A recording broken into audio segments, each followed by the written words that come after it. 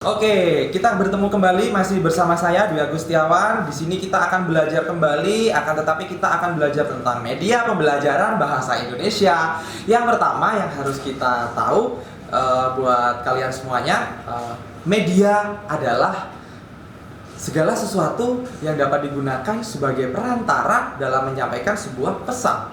Sehingga materi pembelajaran dalam rangka mencapai tujuan-tujuan pendidikan dan pembelajaran itu sesuai dengan konsep yang akan disampaikan. Itu adalah salah satu pengertian dari media pembelajaran. Yang kedua, pengertian dari media pembelajaran itu sendiri dalam pembelajaran bahasa Indonesia. Seperti ada di slide ya, kita bisa melihat ya, segala sesuatu yang dapat digunakan oleh guru untuk menyampaikan materi kepada murid. Nah, sehingga murid merasa tertarik, murid merasa memiliki minat, murid merasa memiliki motivasi pada kegiatan belajar dalam rangka mencapai tujuan pembelajaran bahasa Indonesia. Nah, kalian tahu dalam pembelajaran bahasa Indonesia itu ada berapa aspek? 4 aspek dalam keterampilan berbahasa, ya. Seperti itu. Nah, di sini kita bisa menjelaskan mengenai media dan alat peraga. Pada dasarnya itu sebenarnya adalah sama. Yang berbeda adalah terletak pada apa? Fungsinya, ya, seperti itu. Nah, kalau alat peraga di sini yang pertama fungsinya adalah sebagai alat bantu untuk memperjelas pesan. Itu kata kuncinya, sebagai alat bantu untuk memperjelas pesan. Yang kedua, media pembelajaran merupakan bagian integral dalam memperjelas dan menyampaikan pesan dengan sendirinya. Nah, kata kuncinya di sini adalah memperjelas dan menyampaikan pesan dengan sendirinya. Yang kedua, di sini ada tujuan penggunaan media pembelajaran. Yang pertama bisa kita lihat di slide ya. Mengatasi keterbatasan ruang waktu dan daya indera. Iya, pastinya. Yang kedua, penggunaan media pendidikan secara tepat dapat bervariasi, dapat mengatasi sikap pasif pada anak didik kita. Jika siswa kita kurang gairah dalam belajar, dengan adanya media dibantu, ya, artinya siswa itu merasa memiliki minat dan rasa tertarik yang tinggi dengan adanya media pembelajaran karena sebagai alat perantara, ya. Seperti itu. Yang ketiga di sini adalah memperjelas rangsangan atau pengalaman dalam dan persepsi siswa. Artinya di sini dengan adanya media pembelajaran itu dapat memudahkan konsentrasi siswa dalam pembelajaran pastinya. Yang keempat di sini media pembelajaran dapat memungkinkan adanya interaksi, adanya bentuk komunikasi antara siswa dengan gurunya dan juga dengan medianya secara langsung, baik itu antar peserta didik dengan lingkungan belajarnya, pastinya seperti itu, ya kan? Kemudian saudara-saudara semuanya, mari kita simak bersama-sama. Di sini ada kriteria pemilihan media pembelajaran. Kita lihat di layar monitor ya. Nah, yang pertama di sini kita harus menentukan topik dulu. Baik itu berupa tema, baik itu berupa standar kompetensinya ataupun materinya. Jadi intinya itu topiknya harus menarik. Kalau topiknya menarik, membuat penasaran pada peserta didik kita. Ya, yang kedua di sini kebermanfaatan materi dalam media itu sangat penting sekali sehingga bisa kita lihat esensi dari media tersebut sangat bermanfaat pada materi tersebut. Artinya adalah mendukung dalam proses pembelajaran. Nah, seperti itu. Yang ketiga di sini ada relevan dengan kurikulum yang berlaku. Kita lihat kurikulum yang kita gunakan di sini adalah kurikulum 2013 dengan menggunakan pendekatan tematik saintifik. Nah, artinya di sini menggunakan kurikulum yang saat ini kita gunakan. Nah, seperti itu. Kemudian di poin yang kedua di sini materinya autentik yang bersifat faktual. Nah, kalian bisa menggali informasi itu bisa berada di media online, media digital, media cetak, dan lain sebagainya sebagai alternatif pemanfaatan media secara otentik pastinya. Berupa fakta ya, seperti itu. Konsepnya benar, jangan sampai ya kita sebagai seorang pendidik itu ketika mengajarkan materi pembelajaran itu ternyata salah konsep. Jangan sampai ya kita salah konsep pada peserta didik kita yang ada nanti membuat bingung pada peserta didik kita ya. Seperti itu. Kemudian di sini formatnya sistematis, logis, kemudian bahasanya lugas, artinya bahasanya tidak bertele-tele, bahasanya mudah dipahami oleh peserta didik kita, ya, seperti itu. Objektif, artinya orientasi kebutuhannya itu berada pada peserta didik kita ya, seperti itu. Kemudian yang ketiga, di sini kriteria pemilihan media yang ketiga di sini, dalam pemilihan media tersebut pembelajarannya itu dikaitkan dengan yang pertama, satu, kompetensi dasarnya. Sering kita lupa kompetensi dasarnya apa, materinya apa, sehingga medianya juga ada yang tidak tepat kadang.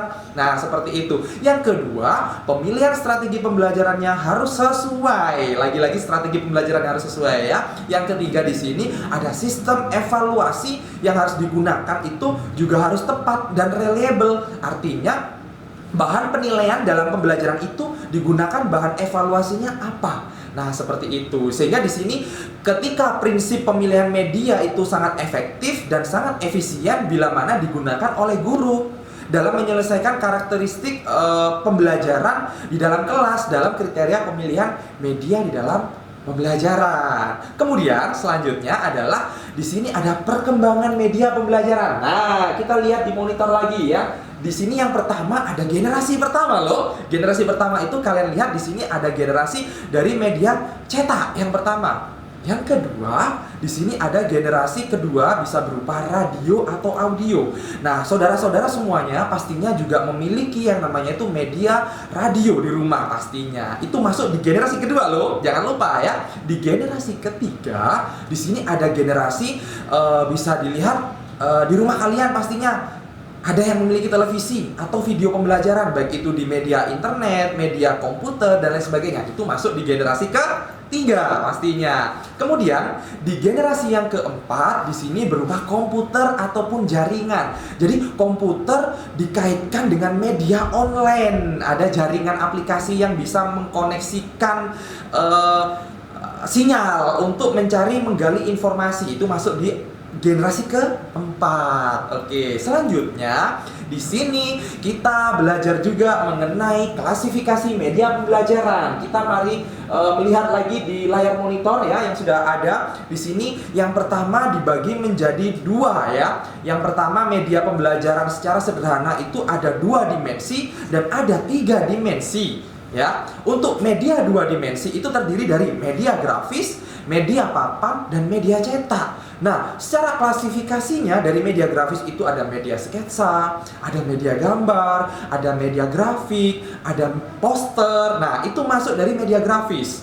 Kemudian di media papan tulis ya, papan tulis itu berupa papan flanel, papan buletin, papan magnet, kemudian ada media cetak. Nah, media cetak itu bisa berupa buku ya, yang bisa kalian miliki buku itu ya, bisa berupa majalah, bisa berupa koran loh, dan berupa tabloid loh juga bisa. Kamus juga masuk dalam sebuah media cetak, apalagi ensiklopedia. Pastinya anak-anak semuanya pasti di sini pada sering membaca yang namanya itu ensiklopedia, bisa berupa ensiklopedia hewan, ensiklopedia informasi apapun itu. Kemudian di sini ada peta. Itu juga melatar belakangi dari media cetak contoh-contohnya. Kemudian di sini di klasifikasi yang kedua di sini ada media 3 dimensi. Kita lihat di layar monitor lagi. Di layar monitor ini menunjukkan media 3 dimensi. Yang pertama dibagi menjadi 2, yaitu media benda yang sebenarnya, dan yang kedua adalah media benda tiruan atau permodelan. Nah, untuk media yang sebenarnya bisa berupa media spesimen ya, media yang diawetkan dalam kaca-kaca ya, seperti itu, seperti hewan-hewan hidup, misalkan ular yang disuntik dengan air keras kemudian ditaruh di lemari toples. Itu adalah salah satu media spesimen dalam pembelajaran ilmu pengetahuan alam ya. Kemudian adalah widya wisata, artinya dengan mengajak siswa secara kontekstual ke lapangan. Itu adalah salah satu media di dalam pembelajaran dengan mengaitkan benda yang sebenarnya. Nah, siswa pun juga bisa loh dijadikan sebagai media yang sebenarnya. Nah, artinya kita bisa mengklasifikasikan media itu menjadi 3 dimensi. Itu yang pertama. Yang kedua, di sini kita belajar dengan media dengan benda tiruan. Yang pertama itu ada jenis model. Nah, yang kedua ada topeng ya. Itu untuk pembelajaran menari biasanya seperti itu. Yang ketiga di sini bisa berupa media boneka. Ya, boneka itu bisa bermacam-macam. Ada boneka tangan, ada boneka tongkat, dan lain sebagainya. Nah, seperti itu. Yang ketiga ada diorama. Yang keempat ada ritaton. Nah, seperti itu. Kemudian selanjutnya adalah di sini media pembelajaran yang modern, karena tahun kita di sini adalah tahun-tahun abad 21 yang mengalami masa transisi perkembangan semakin berkembang pesat, maka di sini disebutlah media pembelajaran berbasis dengan modern. Yang pertama dulu masih menggunakan media OHP. Pernah kan kalian menggunakan OHP proyektor slide? Nah, seperti itu. Itu yang kedua. Lalu kemudian di sini menggunakan LCD, ya, seperti itu. Kemudian di sini ada media non proyeksi, ya. Media non proyeksi itu bisa berupa radio. Yang kedua bisa berupa video atau VCD atau DVD. Nah, kemudian yang ketiga di sini ada media televisi yang bisa kita tonton setiap harinya. Kemudian ada video, games dan lain sebagainya. Ya, kemudian ada handphone, ada komputer dan juga ada laptop loh pastinya. Tidak kalah kemungkinan bahwasanya laptop itu juga mewakili dari media non proyeksi. Kemudian tadi sudah dijelaskan mengenai klasifikasi dari media-media. Kemudian sekarang adalah fungsi dari media itu sendiri. Kita bisa melihat di sini di layar monitor, ya. Oke, di layar monitor itu dari fungsi media pembelajaran itu dibagi menjadi dua fungsi. Yang pertama adalah fungsi secara umum, ya. Yang kedua adalah fungsi secara khusus. Baik, di sini saya akan membahas fungsi secara umum dari media itu sendiri. Yang pertama sebagai pembawa pesan atau materi dari sumber pesan berupa guru sebagai pusatnya, ya, yang lalu kemudian penerima pesannya itu dari siapa ke siapa, dari murid, ya, dalam rangka mencapai sebuah tujuan pembelajaran dong pastinya, ya kan. Tidak menutup kemungkinan bahwasanya pembelajaran yang menarik adalah ada kebermanfaatan dari fungsi dari media pembelajaran itu sendiri.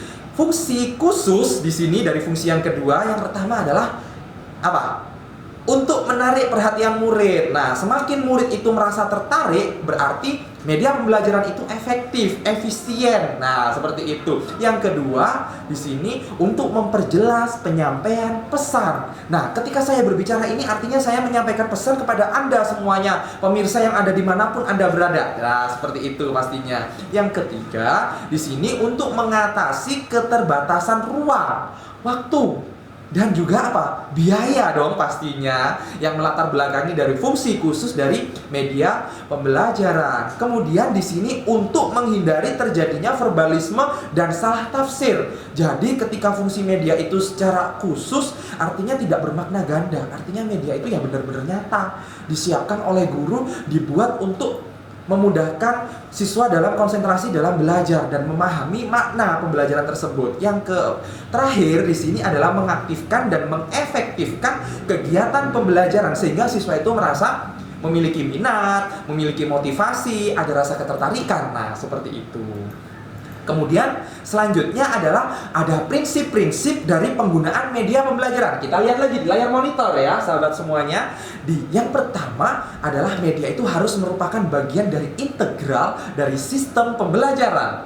Yang kedua, di sini tidak ada satu media yang dipakai dengan meniadakan media yang lainnya. Oke, yang ketiga di sini adalah media tertentu lebih tepat dipakai untuk materi tertentu daripada media yang lainnya. Sehingga dengan adanya standar kompetensi dasar, sehingga kebermanfaatan dari media tersebut sesuai dengan langkah dan skenario pembelajaran yang sudah dirancang oleh kalian semuanya yang nantinya akan menjadi seorang guru. Nah, seperti itu. Yang keempat di sini adalah tidak ada satu media untuk segala macam kegiatan belajar. Artinya media itu dikhususkan untuk mata pelajaran tertentu. Tidak semua media itu bebas untuk digunakan apa saja. Tidak seperti itu. Jadi media itu digunakan untuk materi-materi tertentu yang sudah dirancang dan sudah didesain dan dilengkapi oleh guru. Nah, seperti itu. Yang keenam di sini, secara umum, penampilan media itu diusahakan bersifat positif, jangan mengandung unsur sara, jangan mengandung unsur konten negatif, yang ada unsur pornografi, kemudian penistaan agama, itu jangan sampai, ya. Buat kalian semuanya, saudara-saudara mahasiswa dimanapun kalian berada, kalian harus bijak dalam memilih, menelaah media pembelajaran, ya, supaya kenapa? Murid harus ikut bertanggung jawab dengan pemanfaatan media pembelajaran. Itu masuk di poin yang ketujuh.